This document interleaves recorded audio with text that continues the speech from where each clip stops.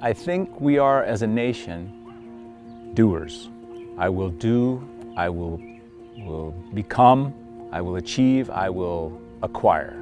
Those are our natural things we're taught in our society. My mother, in her last years, I just hate for people to come and do things for me. I always was the one who did things for them. Right, Mom, but now it's your turn. Somebody has to be a receiver for there to be givers. To receive requires humility. And in some situations, the humility is one of the hardest parts about the spiritual life because it involves surrender. It got really, really hot, and I got a headache, and I thought I was going to pass out. So they did say, nobody needs to get heat stroke because of this. So be humble enough to get in the van and ride. So I'm like, I cannot believe the girl from Texas is the one having a problem in the heat, but I did it anyway. So I got in the van, and I met this amazing woman, Sherry, and we spent a lot of time in the van. She had a bad knee, and we prayed in the van, we bonded in the van, and we've been friends ever since.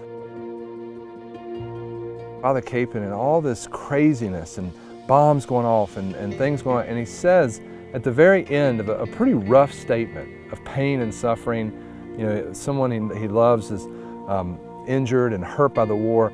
He says that sentence, God has been good to me. And we just stand back and we glory in the fact that God has been good to us, even in moments where we feel alone.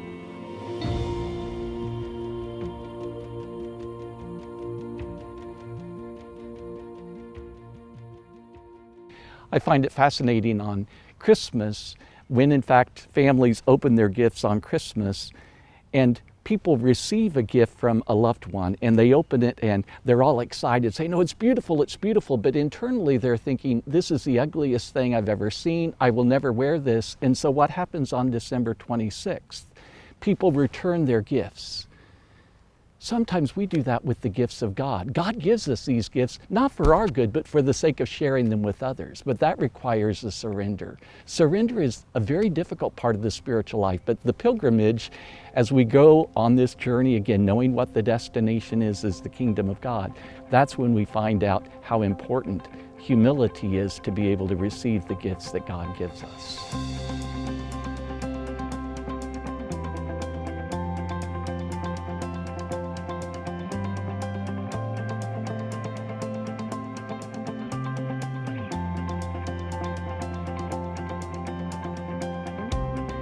I was putting a fire pit in my backyard and my foot started to act up.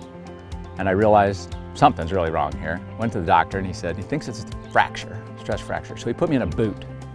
So I'm walking around with this boot now, and it's like, what am I gonna do? I can't walk 60 miles with a boot. So I came down anyway and I said, what do you need me to do? Well, drive this vehicle and tote garbage and help with this and that, and set up tents. Okay, I can do that. So I did that. But I was just so appreciative of the walkers, knowing what they were going through. Right. And again, we were intense heat. This particular walk is abnormally nice. It's so nice. We've been having, 80, 85. I mean, it was 90, 95, 100, and high humidity. And it was very, very difficult to walk those miles. So I'm watching these people and I'm just like, they are doing so great. And I just wanted to encourage them. Knowing what it felt like, but not being able to do it, and feeling kind of, I've failed. But I want them to succeed. To receive requires humility. And in some situations, the humility is one of the hardest parts about the spiritual life because it involves surrender. We live in a country that it's self-sufficient, independent, I can do this by myself. And so to even receive a gift from another is often seen as, well, I don't have that, so therefore I should have that. I should work hard for it, so therefore I can get it so that I don't need somebody else to give it to me. The truth is that everything that we have is a gift from God. And so the aspect of surrender is absolutely essential to be able to open the heart to receive God's gifts. I mean, even just the foot thing, receive that as a gift. It's a grace that you're not going to walk. Okay, Lord, thank you. What do you want me to do now? And then he guides you. He'll just lead you to it. And if there's joy in the struggles and joy in the pain, then joy is in everything.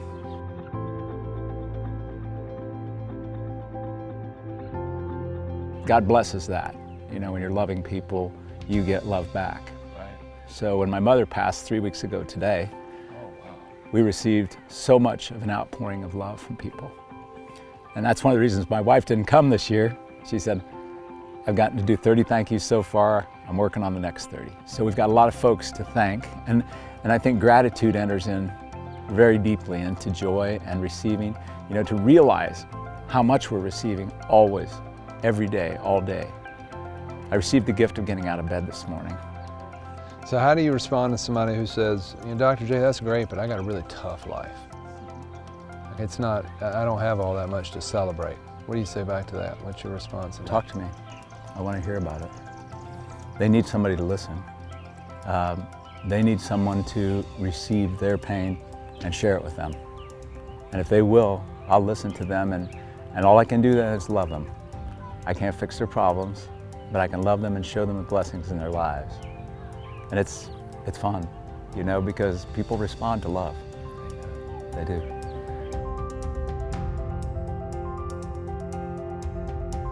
Jesus, in his teaching, turns the world upside down. If you wish to be a follower of Jesus Christ, if you wish to be first, you must become last. If you wish to be the greatest, you must become the least. If you wish to be the master, you must become the servant. If you wish to live, you must die. The night before Jesus dies, he gathers his apostles there at the Last Supper, and before he celebrates that Last Supper, he gets down on his knees and takes a towel and wraps it around his waist and begins to wash the feet of the apostles. Most people journeyed by walking, taking steps with their feet, and so their feet during the course of a journey would be very dirty.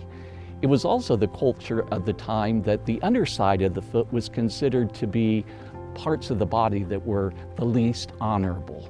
And so the washing of the feet when a guest would come into a home would be done by the slave. That's a key element in understanding what Jesus is teaching his apostles.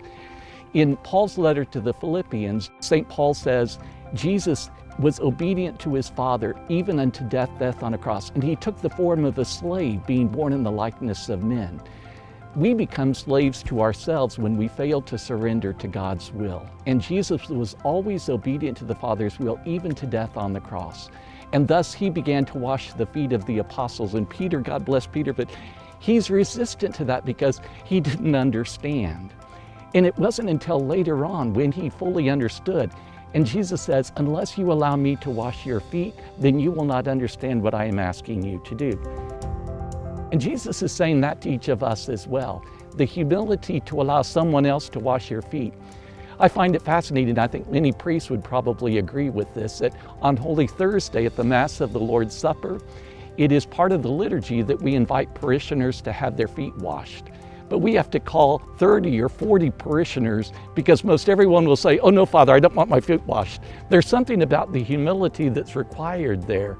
And people don't really want their foot washed, but it's a beautiful act. And Pope Francis, interestingly, in the last 3 or 4 years, not only does he wash the foot, but then after he washes the foot, then he kisses the foot. I find that to be so amazing. And every time that I've done that in a Mass on Holy Thursday, you see people just start to cry because it touches their heart as far as that humility aspect. And Jesus says, as I have done, so you also must do. So the washing of the feet is not only symbolic, but it's a necessary part of the spiritual journey of the pilgrimage.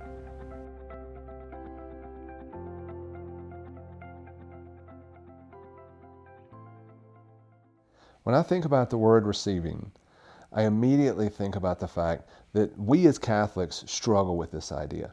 We struggle because oftentimes we put ourselves in positions in the Catholic Church of wanting to do things, whether it's social justice or liturgy or work in our parish or even in our communities, where we constantly are trying to do things. We want to be seen as a solution. And this word causes us to be in a place of docility, a place of humility, as Father Landsworth has told us. And I think in the West, even more, we want to know the steps, the 7 steps to getting there, the steps to holiness, the steps to this, the movement we can make. What do I need to do, Joe? Where do I need to go? What do I need to do to become more holy on this journey? And if you stand back a second, you realize that it's in the reception, in this humble place when we receive something, that real holiness lies.